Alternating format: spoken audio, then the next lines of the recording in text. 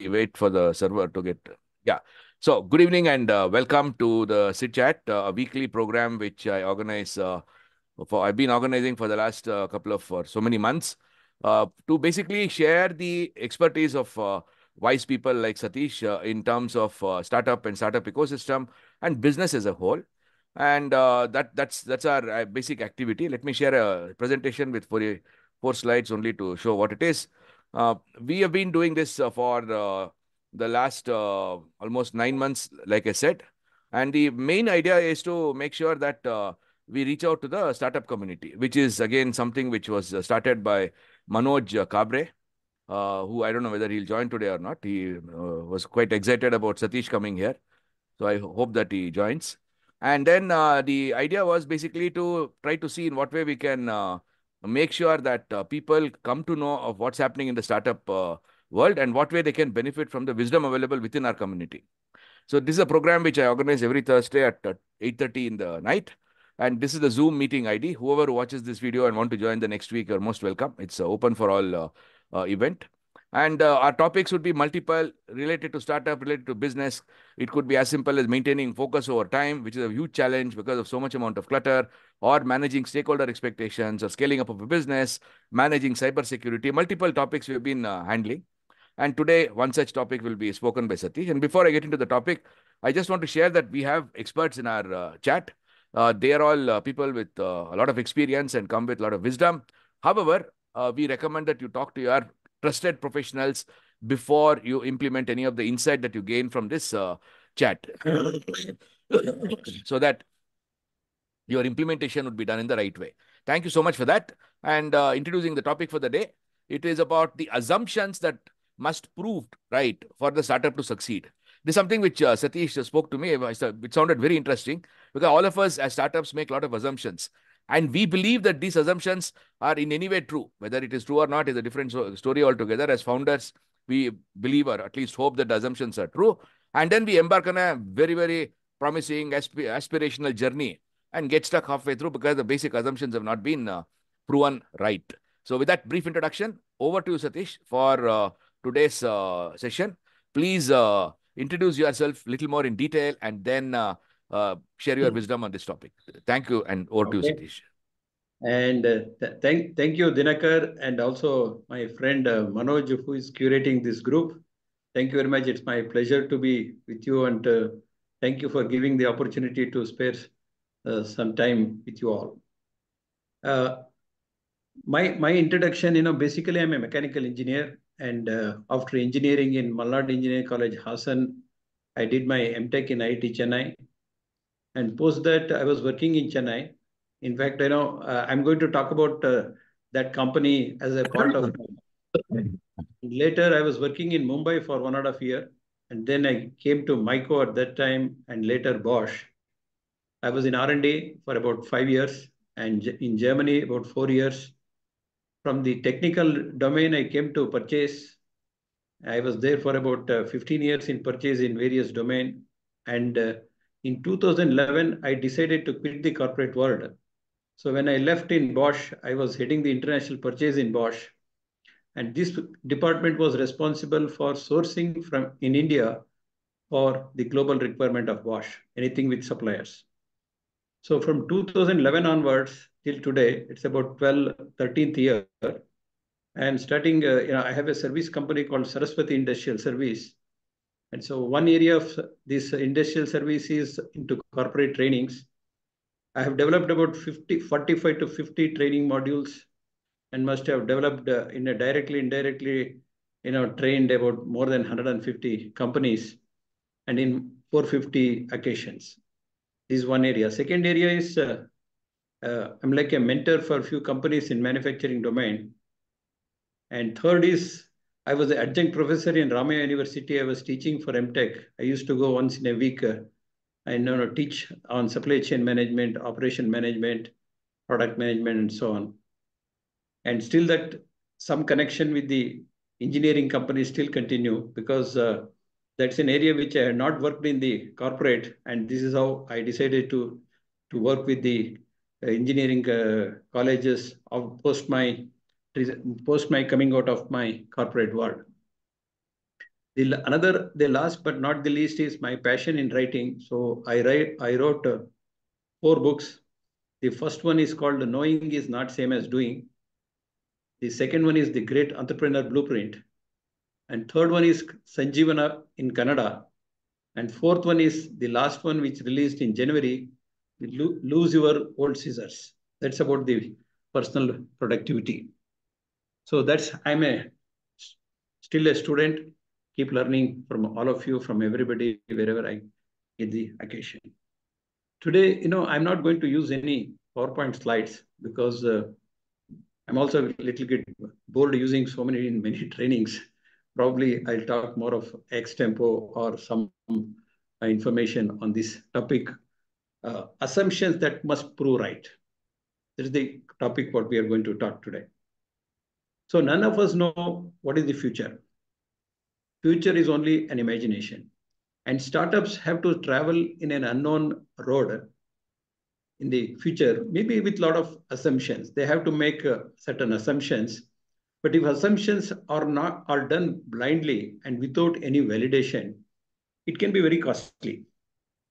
So I want to share today 4 cases to explain how these assumptions turned out to be so negative or disastrous for the company. And out of these 2 where I was a little bit connected, and 2 from the literature or from the experience, the global experience on this. So this is going to be a very short talk connecting with that, and probably if the time allows or how the Dinakar will take it as a Q&A, we can do that. The first one was related to an electric EV, 2-wheeler EV vehicle company in Bangalore. Somehow I was also not directly connected with, because I was helping them to get connected to a contract manufacturing this company. So the name of the company is not relevant here. And they started about 7 years back in Bangalore by technocrats.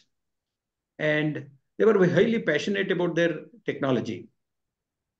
And after a few years, they came out with a design of 2-wheeler that will help a movement of luggage, like for people who carry this for Zomato and Swiggy. They come out with that model. And it was a very good design. It was though it is not very unique per se, technology, but they believed that they have a unique technology and that area can be captured. This was their belief.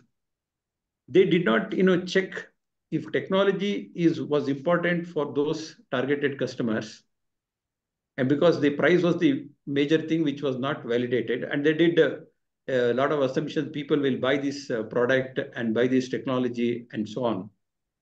And when the product came out, they were way expensive than the affordability of the customer. So because of that, the result of that, instead of selling thousands, which they had planned earlier, they ended up with maybe in few hundreds, right? So if they had validated their assumptions, they could have probably saved this company. Now I want, all of you, whoever can also talk like him. What do you think they could have done differently? Yeah, now it's open. I think anybody wants to speak, please do that. Switch on your camera so that this becomes like a discussion what we had last week. Please go on. What do you think they could have done differently? What do you think they could have done differently? Sir, They could have been more innovative. They could have been more innovative. See, their assumption was, see, actually what happens is, many times you have to work on psychology more than the technology of the customer. So they made an assumption that, this 2-wheeler, I made such a product, so they ended up with a higher price. And those targeted customers are not, don't understand what this, technology means. Yes, absolutely, right? Absolutely. Yes. They have no a nut and bolt of technology. But these people keep on telling that we have a great product, we have a great technology, we use this motor, that technology, we have this design from Germany, we have this from Germany. And finally, at the end of the day, they didn't look at the pricing factor, and finally when they made it, and they could not bring down the price later, and there was so many other issues came up, and also it is already 7 years old. So my question is there is one answer from Namrata Hegde. She says market survey could be done, and Bharati wants to speak something. So please go on, Bharati. Please go on, Bharati. Please go on, Bharati. Hello? Yeah, Bharti, are you there? You can speak. I think some problem, technical glitch there. So, Hello. yeah, please go on. Please go on. Please. Can you hear me, sir? Yeah, very Yeah, much. Yeah, please, please please, go on. Karen. Okay. So I feel what they should have done is, unfortunately, as entrepreneurs, most of the time we are very passionate about our product rather than the market fit. So I believe they could have simply done was built the whole project in parts. And rather than being very touchy about their product, if they could have simply gone to the market in phase wise and got a smaller battery first to implement in the existing structure, then in second stage they could have remodeled and the existing product could have been redesigned in an efficient manner, and the cost also could have been increased simultaneously, not at one go, because the customer fit, I mean, that was probably the reason why Nano also didn't work, because it just wasn't the right market fit. Yeah, so the market fit is what Bharti said. Thank you, Bharti. And then there are two more from the chat. One was, I think, Sundaresha. He says, hire an updated skill consultant. Okay, so get a consultant on board. He would have possibly helped, is one option. Then not only from the other than engineering background. That means you should have had a mix of people who are from engineering and non-engineering backgrounds as the founders. That is again another interesting mix to really have a diversity in the founding team.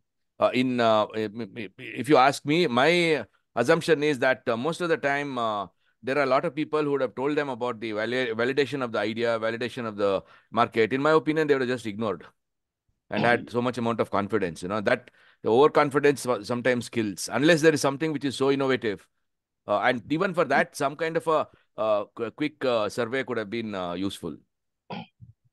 Sir, if Yeah, I may Raghunandan, please go on. speak, yeah, hi everyone. See, Go this ahead.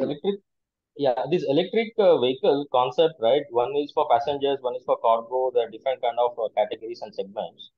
So what we can do is we can infer from what happened in China, right? So because Chinese were way ahead in terms of bringing such products to the market, and those were very valid use cases. I wouldn't say that India is so much different from China. We can take references from China in terms of businesses, how these electric vehicles benefited the logistics sector.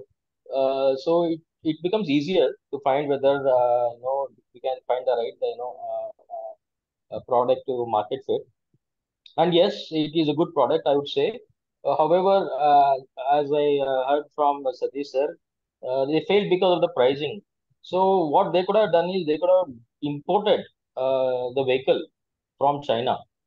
First point. And if you have enough money, go to China, figure out the things, how it works, and get some vehicles into India, and you can do a tear down and check out what pricing they purchase, what pricing can it be done, at what price can it be manufactured in India, and they can also do some field tests, sell few vehicles and see how it responds to Indian conditions and what tweaking must be done, what customization must be done as per the Indian driving conditions, behaviors, and such things. And slowly they could have started developing the product. I would say most of the businesses, right, starts with trading. Start trading things. Only then you'll understand what the product is and what customer wants. Then get into manufacturing. That is what that's what my idea is. Yeah, okay. Because you'll understand Okay. the market, you'll understand the customer. That's more important. See, in my opinion, many times, this happens in many startups, and the entrepreneurs does this mistake. This is a technology push. I have a technology, I have a product. I believe that somebody will buy it. Somebody will take it. But instead of that, there is also what is called as market pull. So what is the market pull? What is the pull? What is the price will pull this product? What price this problem will product? This customer, what is the pull for him? What problem I am going to solve that? So the pull, if they had started saying that, okay, this is the price what these companies or these people can afford, and then work backwards, and this is the cost.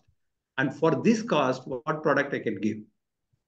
Right. If they had done that, if they had worked backwards and saying that, can I change my design? Can I change my alternate to keep this target, keeping my reasonable profit in my mind? probably they could have, at least they could have started right at the beginning. They would have known whether I'm able to manufacture at this cost or not. If not, what technology is required, what support is required, whether I need to import from China or what is that. If they had done so, that assumption was saying that this major assumption was that people will appreciate technology and buy it. So the technology push will not work. So we need to look at what is the market pull on that. You see, Okay. again, under That some was other only categories, if you take ether, for example, their price, when they launched to the market, the price was not cheap. It was expensive, but still they survived and they were able to create some market for themselves. And Ola also was not cheap. But the see, segment what they I tell targeted you, was more of a passenger. Raghunandan, how deep is the pocket has different sizes. Yeah, exactly. Right? So for logistics sector, how much a See, person can if afford? you have enough money to sustain for 5-10 years, Yeah. all your mistakes get absorbed, right? But if you are not able, then where do you sustain? Where do you You do? need the You Flipkart don't have backers for that. the tolerance for error is minimal. That is the question. Okay. So let me come to the second case. This is about the company I joined in after my MTech in IIT Chennai. And at that time, it was like a startup, but this word startup was not predominant at that time. So it was a new company called Sterling Dynamics in Chennai. It was a first time in India they came out with external combustion engine. See the paradox. My specialization in MTech was internal combustion engine. After that internal combustion engine, I joined a company manufacturing external combustion engine. So people in the group who are engineers who are familiar with the thermodynamics, they will understand what is called a Stirling cycle. So the Stirling engines are still at the experiment level, all over globe still. And at that time, there was a company called Sterling Incorporation in USA, and one young enthusiast person who came from Dubai, very brilliant fellow, creative fellow. He said, why not make Sterling engines in India? So he started with this engine. Okay, started with this company Sterling Dynamics. But the problem with the Sterling that engine is, because of that, it has to work on external combustion engine. That means the heat for the engine will come from the combustion of wood or charcoal. And the assumption was it is plenty available with our farmers. Plenty available with our farmers. And because of this, the caloric value of this combustion material is so low, and then the engine became very bulky. Because these engines were supposed to replace the internal combustion engine and for driving the prime movers. And the assumption they made was this: the farmers have a lot of combustion materials. It will save money for them. The engine can be maintained easily, and the product can be produced at the cost compared to in par with the combustion engine. And there is a huge need of material is available, and they didn't realize that this caloric value is very low on that. So all these problems, what happens, the engine became so bulky, and the logistic cost increased, and it became more expensive than the internal combustion engine. And finally, after a few years, the company had to be closed. So I left the company for a different reason. But at the end of the day, if they had validated all these assumptions, probably, they could have done something differently, or, the approach could have been a little bit different. And the third one, which I want to share about, about the Disney. When the Disney, started their Disneyland, they were very successful in California and Tokyo. And they decided to put their facility in France, in Paris. And what they had arrived at, based on their survey, that 11 million visitors will come per year. And each visitor, when they come, they will for 3 days, because this is what their survey in there. So it's about 33 million, visitor days stay in that. So based on that, they designed the whole product. They were right in the assumptions of 11 million. But the mistake what they did was, in the Florida and Tokyo, they had about 45 rides. That used to take the customers, to stay for 3 days. But in Paris, what they did was they had made made only 15 rides. So there was no need for them to stay for 3 days. They stayed only one day. So that 33 million became 11 million now. Right?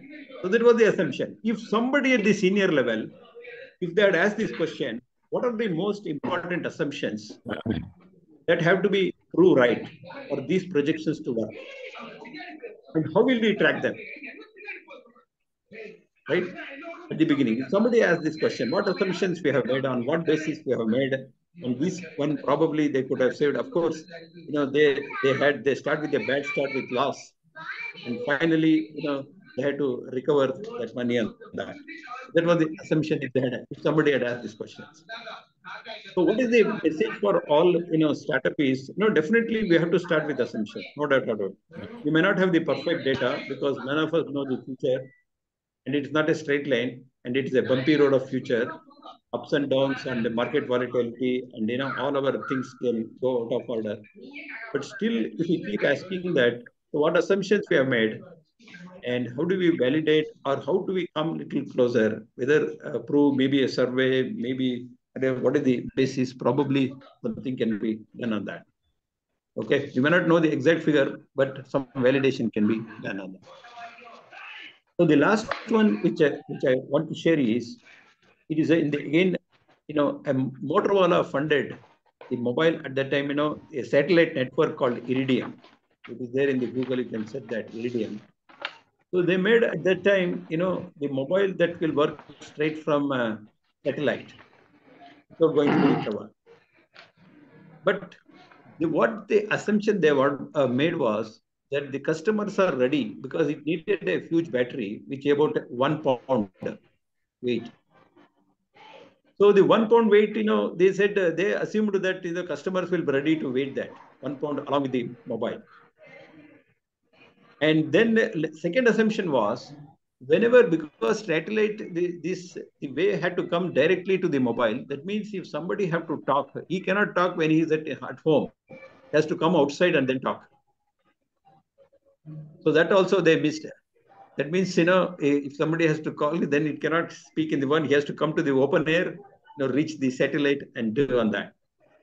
So because of these two assumptions, because the roof can create the interference, because of that, they lost about $6 billion, right? And finally they sold this company for $25 million, right? So that's the one. So when you develop a business plan or a future projections, first thing to debate on, what assumptions are we making, and what assumption must prove right in order to hit the numbers we are projecting. So if all of us as startups are, take care, I know, because a lot of, we start the startup with a lot of enthusiasm. Sometimes what happens, our enthusiasm get curbed. If I ask you a question, what is the risk you see in your startup? Because enthusiasm, which is at 100, the moment I ask this question, or how do you say this number you will reach? How do you say why customer may not buy your product? Or or a reverse brainstorming, asking this question, why my product can fail? So if we ask this question, straight away, it may seen as a risk question. So actually our confidence level will fall if I am able to answer right at the beginning, and work on that, to prove all this, the assumptions, what is taken right, and probably the probability of taking this startup to the next level, or to pivot at the right point. Not necessarily to pivot the right point. So this validation of assumptions may help in that. Yeah, Satish, thanks a lot. Thank you so much. It was So really this is very, what exactly shortly I wanted to. very, very, very insightful. I get 2-3 ideas. I would like to ask everybody's opinion. And first, starting with your opinion, Satish. See, if you look at it, whether it is a startup, whether it is a leader, working in a company, as human beings, we always keep getting feedback. And our mind has what is called as the reticular filter system, which basically filters out that information which is nice to me, and the one which are not very comfortable will be just not seen at all. That's the way the human mind is. Now, that is one aspect of it. Second aspect of it is, if you look at trying to get kind of a discussion and agreement on all those assumptions, then one has to engage in a dialogue. Now, if you look at the evolution of our generations, newer the generation, dialogue is not very common. It's only my way or no way. There is no concept of any dialogue, and that is possibly because of not having sufficient social activities during their upbringing. I am not very sure what the reason is. Maybe Ajit can add to that. Now, in this kind of an environment where people are getting the side, I'm sure whether it was the EV industry or the Sterling engine. In fact, indeed, I have basically put a link to the Sterling engine in the chat group if somebody wants to see what it is. Or the phone which you spoke about, or Disneyland, wherever it is. In all the cases, I'm sure, 100% sure they would have got the feelers. But they would have chosen to ignore those feelers. And the same thing happens in the startup world also today. With so much amount of experience, there are clear stages defined. I also shared that in the chat window. Before doing the product market fit, there is no point in talking about business profitability, sales, nothing of that kind. You need to understand at what price you can sell the product instead of doing a lot of planning without doing that at all. Now, that is a learned process which is available in the market domain. Now, why do you think entrepreneurs don't validate the assumptions or don't listen to feedback? Or it's an entrepreneur or a leader also. It could be a leader also. Why do you think they won't do that? The reason probably could be that, see, when we ask the tough question to ourselves, many times the answer could be a little negative. Okay. So we don't want to face that, the negative emotions. So in our enthusiasm to do something, we always believe, okay, something will happen and numbers will come. That means you go by hope. But we go by hope. So instead, we need to ask a very tough questions. No, just hold on. Us going by hope, has it to do with a lot of Godsmen in the society? No, it's hope by hope is sort of a gut feeling. gut feeling, or something will happen. Maybe something is favorable for me. Something will happen. Or I would have heard somewhere, okay, you make a beginning, you will find your own way. Or somebody would have told, some motivation fellow will say, you make a beginning, you will find on way. Okay. But the question is, do we have the bandwidth to absorb all these variations? Okay. Suppose now, I said, I have a deep pocket, then I have the chance to learn, pivot and do experiment and then go, that's okay. So the enthusiasm at the beginning, though it is good, it is a positive sign, but it has to be done with a sort of pinch and a sort of ask questions and find people or mentor who will ask the tough questions. Okay. And that again is the problem, right? You'd always like a mentor who would say you're doing a great job. Exactly. That is the issue. It is something like, our ISO certification. ISO 9000 certification, nobody likes a tough auditor. They will like an auditor who will give me a certificate by scanning without even coming to my office. Yeah. Yes. Yeah. I share one case. I had an opportunity to work with a Japanese company where I visited Japanese company, and then only issue was to source from this company to India. He was not ISO 9000 certified at that time. Because in this ISO 9000 certificate has a very, very minimal value in Japan. Because they know fundamentally what I'm doing right is right. Why do I need a system? But in India, we have populated so much on this certification, and our system demands that any supplier you source have to be ISO certified. So then I asked him, you may be above the ISO certificate. I cannot prove to my quality manager. I need a certification. Then, the question he asked was very insightful for me. He asked them, tell me who is the toughest auditor in this world. Right? Give me two. Give me two. I want to get certified from that person, not the auditor. Yeah, that's a mind different ballgame altogether. Yes, they're ready to face the tough questions, ready to face at the beginning, and have somebody who will question me, who will challenge me. is the good starting point for a startup. Yeah, Ajit, what is your Well opinion about the psychology of people wanting to ignore those tough questions? Why do people do that? Yeah, the whole thing is on the way you're brought up. To give you an example, people who are brought up in privileged families don't have the resilience. Mm-hmm. I'll give you my case. I started my training center in 1992 when nobody knew about these things. Mm. 7 years, I have, the grocer is to come and shout in the house. I've gone through hell, but my family stood by me. I didn't have deep pocket. Forget deep, no pockets only. Mm. So if you have the resilience, today the biggest problem is resilience is not built. Agreed. Because I had to work to pay my fees of my school, I had developed that resilience. Wow. Yeah, today this is not known. No. So we talk about deep pockets. So I was just listening to you all and I was remembering that grocer coming to my house and making a big scene. Today also I buy from him. And he says, sir, I don't know what type of a man you are. I said, you did your job. I was doing my job. What to do? What to do? It's like that. Excellent. So everything is mindset. Everything is mindset. How you have developed your mindset. Man usya means clay pot. जिस उष्य में मन है वो मनुष्य है Manusha. लेकिन मन को काबू में करने के लिए मन की ही शक्ति चाहिए जिसे सिखाया नहीं जाता है. Yeah, thanks a lot. Thank you, Ajit. Yeah, anybody else want to share what the question is? Why is it that we just ignore very important messages that we get from the divine to validate our assumptions? I think Balu, are you the one from Triveni? If you are, then please go on.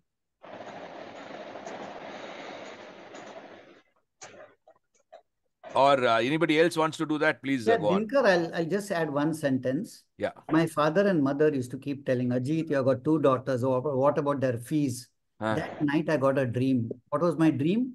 That if milk for you has been created in your mother's breast much before your birth, why are you scared? Wow. Yeah, that's really nice. Yeah, Rohit, go Very on, please. What is your comment? Yeah, please go Good on. evening, everyone. So I would like to add that, everyone is living a fake life, an artificial life, and everyone is used to hear good things, right? So people don't want to hear to critics. That's the biggest problem. And we say don't talk in public. Why shouldn't we talk in public? Because you are then you're putting a red mark on my character. That's the basic problem. See, whatever you said, Rohit, Ajit, and Satish, it doesn't cost any money. So, do you think our SIT community, the startups, let us say we talk about Namrata Hegde, who's a startup here, then Manish, who's a startup here, do you guys feel that having people like Ajit or Satish just go through your idea and then really criticize in all possible ways as to what all could go wrong? Do you think that will be a value add to you? Namrata or Manish or who else is there? Bharti. Would it be a value add to you? Yes, sir. So Namrata says yes. What about the others? Manish or Yes, Dinakar, I would say this one, yes, because sometimes there is always a black spot actually, right, which we are not able to see, right? So when we see from the bird's eye view, actually, right, we can see and realize those things which we are not able to see ourselves. okay. And anybody else want to comment? Bharti, you want to comment on that? You're also a startup, right?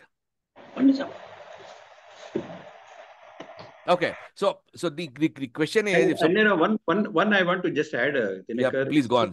It's also our mindset, or how comfortable we are in seeking or not seeking, and also taking the feedback. Absolutely. Because we are we try to protect ourselves as goody person. We are not vulnerable, and many times we try to defend our position. When somebody gives a feedback, we try to defend and proving that you are wrong.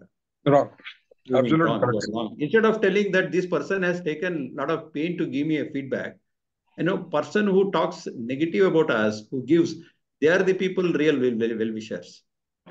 But we always look for somebody who pats us back. Pampers Your us. problem. Pampering us. Very Yeah, true. pampering us. Pampering us. We See, like somebody, last goody goody who like, we always like, always in the WhatsApp message, we want to see this. Yes. If somebody says like this, oh no, he's a bad person. He's a negative fellow.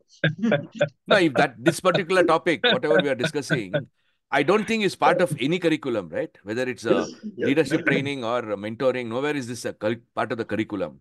How do you think that could be integrated, Ajit? Because that's very, very critical, right? Dinakar, let me tell you one thing. What I faced, I decided my daughters will not face. I told them when they came to 8th standard, I will pay your fees, uniform, food. Anything you want to buy, you have to work on your holidays and weekdays. Number 2, after you finish your degree, go and stay in Mumbai for 1 year. Don't contact me till you're drowning and your little finger is there on top, then you call me. Both of them are into business, very, very successful. Very nice, sir. So does it mean that these parenting programs, which are taught by a lot of godsmen and various programs, they don't address these things, which are kind of basic lessons of life? Yeah, see what happens is today lifestyle is promoted. Nobody teaches life. Lifestyle, parents have to understand what is my quality of my daughter or son. We used to make a book right from 3rd standard. We had a book. What did my daughter like? What did she hate? What are her interests? What are her strengths? Every week we used to consolidate. Like this, we found out those days we had no support. How many parents have the time for their own children today? What needs to be done? Absolutely. Very true. Dinakar, when it comes to the industry, okay, unfortunately, the emphasis on too much on the technical side. Very hardly on the technical. See, I trained about 150 engineering college teachers. Okay, I told them all of you are good in in your own degree. You have PhD, you have all these things, but you have the basic skill of connecting with the students. That is what is required as a teacher. But unfortunately, it is not taught in any one of their curriculum. No, nowhere it is touched in their whole curriculum from the childhood till he completed PhD. Yeah. Many things, some fundamental things, what is required, in the industry or what we see as the soft skills, and which I try to incorporate in my book, the last book, Lose Your World, in a small way, right? In a simple way. But these are all things which is required for us, right? But our emphasis are too much on the technical, because when you take a person in the industry, on what basis you take? We take the person based on the technical skills. Yes. Right? We don't look at the other aspects of that person. In fact, a person who has failed and who has this ability, he is a better person who will do than taking who is in a rank folder. Who has never experienced failure.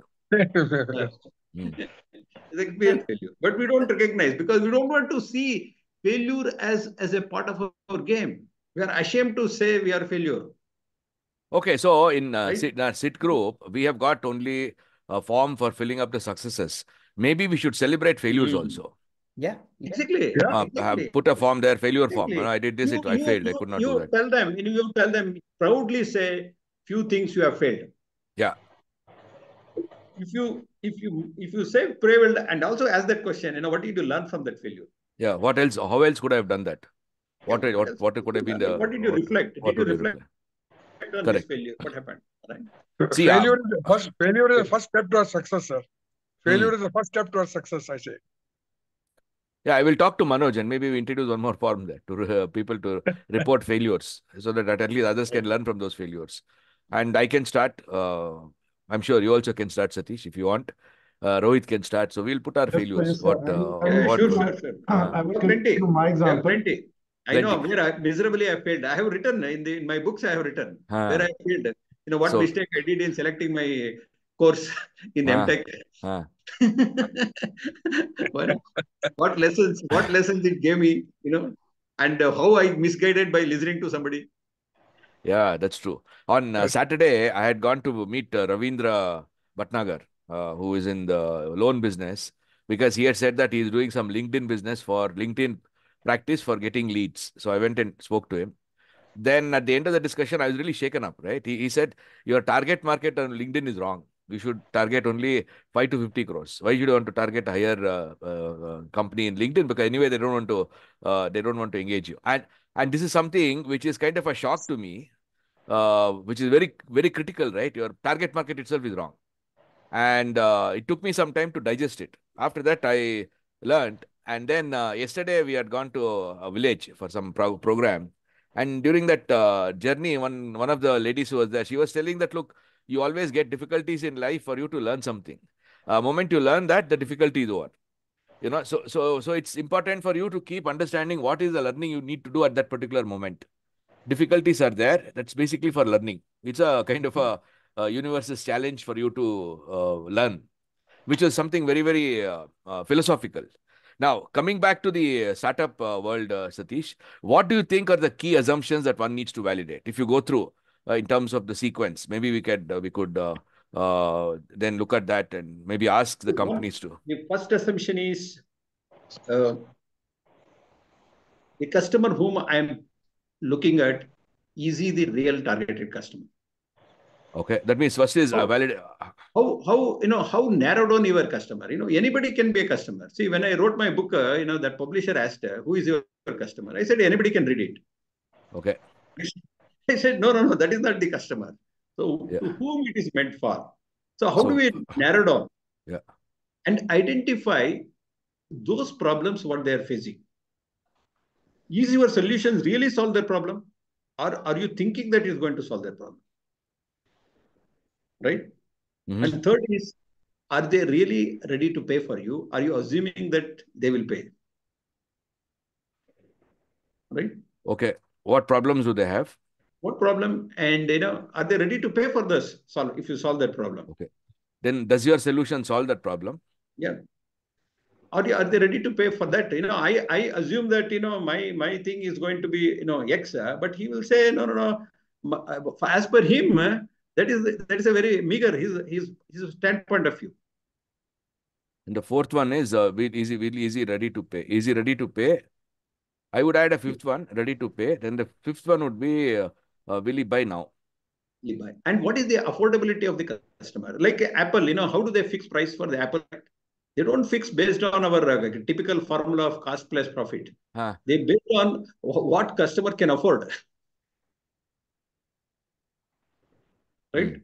If they can afford, they will jack up their price. If the standard of living increases, Apple will definitely, and you can see this from Apple i1 to now i14, how the price have increased. It is increasing in relation to the affordability of the people. Yeah. May not be significantly much in the caliber, much in their memory size would have changed, much in the features. Why? And still people stand in the queue.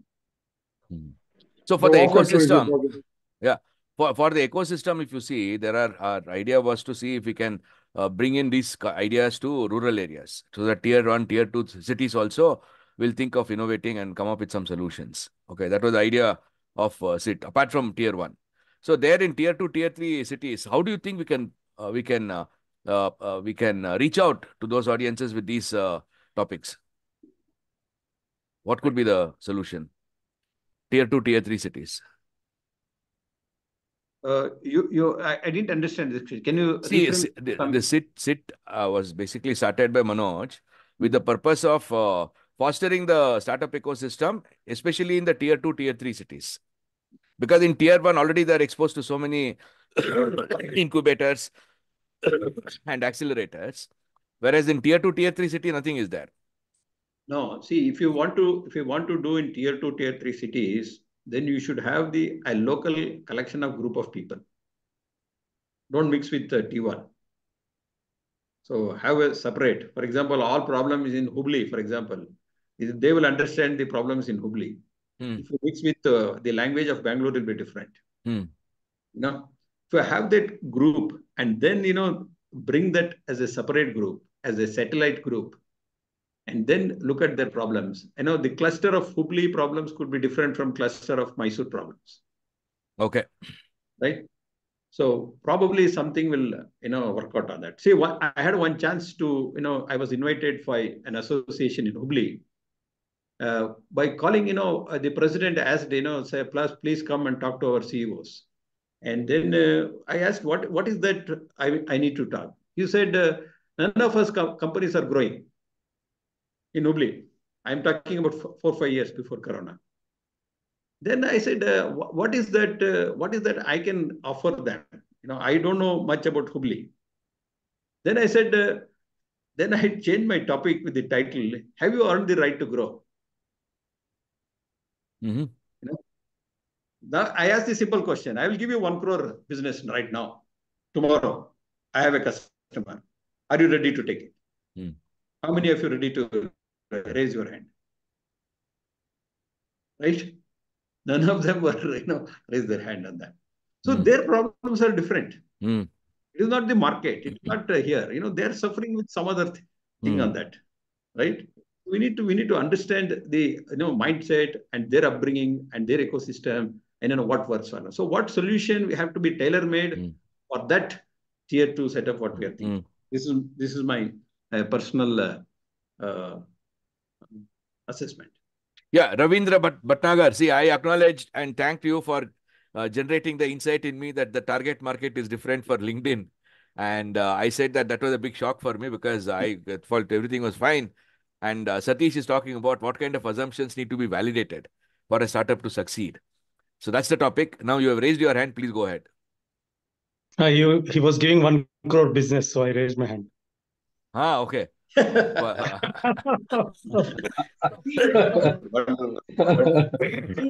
customer. Wonderful. I'm eager, hungry, and ready. Everybody will be every startup will be eager. Eager, hungry, and ready. Satish ji, please give me that 1 crore business. Yes. I'll work on it right now. Yeah, absolutely. All of very true. Very, very true. Now, it's always there. Market, the world is always abundant. Is our antenna open to observe what is there available? Opportunity is always abundant. Is there? There is. Yeah, that is very true. Very, very true. Okay. And Very, very true. Anybody else wants to add anything more? Okay, Ajit, you wanted to say something, is it? You're noting down something. There is one Rotarian who has started this with ladies, collecting this mango, making pickles and all. I'll try to contact him because he has done a lot of these things in smaller towns. That was this lady, right, who came and spoke to us also, Sushma somebody. Rashmi Tankasali. No. He's a Rotarian. He's in Chikballapur and all. He has started a lot of things. I'll just try to search for his name.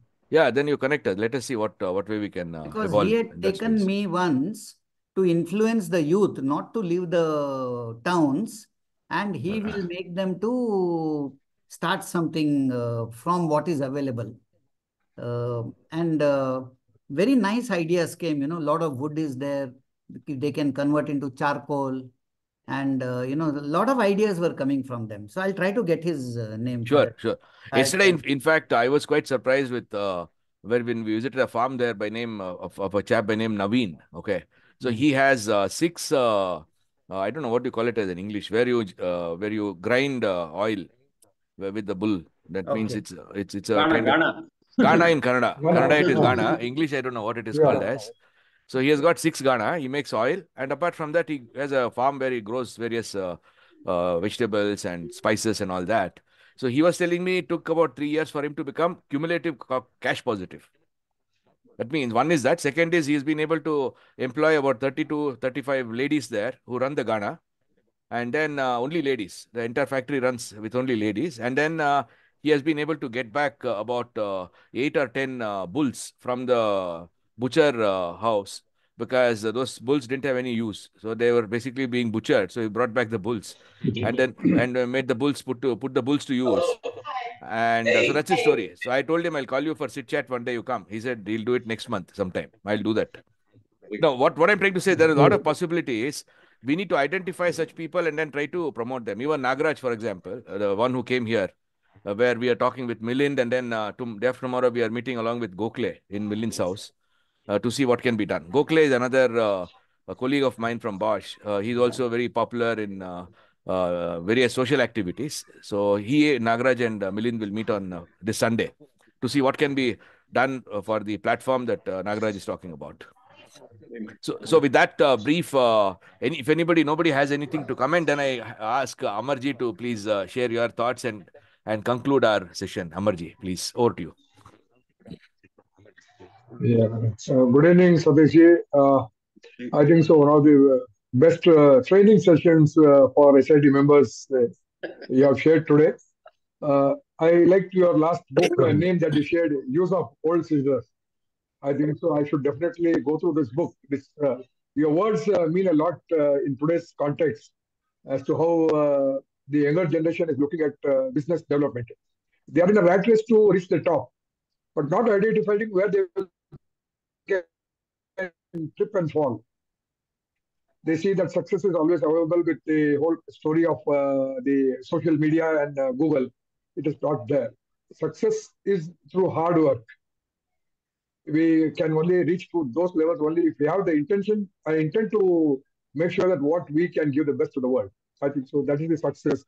And very well said. Your assumption, make clear your assumptions. I think so. You have to prove right. When you assume something that I want to do this, then you should be your will should be strong that what I have committed, I will deliver it. And as Indians, we are always taken for granted. Chalta hai. So I think so. That attitude of chalta hai no more works in a success platform. I think so. This is what I have learned from you today. I look forward to hearing more about you. And definitely, I would like to buy all your 4 books. Though I'm not from a technical background, as I'm from a textile background, but my passion to learn things is always there. Every day, I think I learn something by listening to someone or talking to someone. You are one today, sir. You made my day. Thank you so much. Thank you so much. Thank you. Do all the others want to just switch on your cameras for a thumbnail shot before we close, so that all your faces will be there in the record. I just wait for 1 or 2 minutes, then we can take the snap. Okay. Chandrasekhar. Then Sundaresha. Yeah, you keep the camera on. I need to give me some time to take the snap. It will take some time. So, okay. Thank you so much. Oh, LK also came up. Thank you so much. Thank you very much. And then see you all next week. Thank you very much. So thank you, Dinakar, and thank you everybody, and for patient hearing and a lot of questions. And Ravindra Bhatnagar, I owe you 1 crore business. We will do it. Thank you. Thank you. Thank you, Satish sir. Thank you, Satish sir. Wonderful session. Thank you. Wonderful, sir. Wonderful. All the best. Thank you. Good night, sir.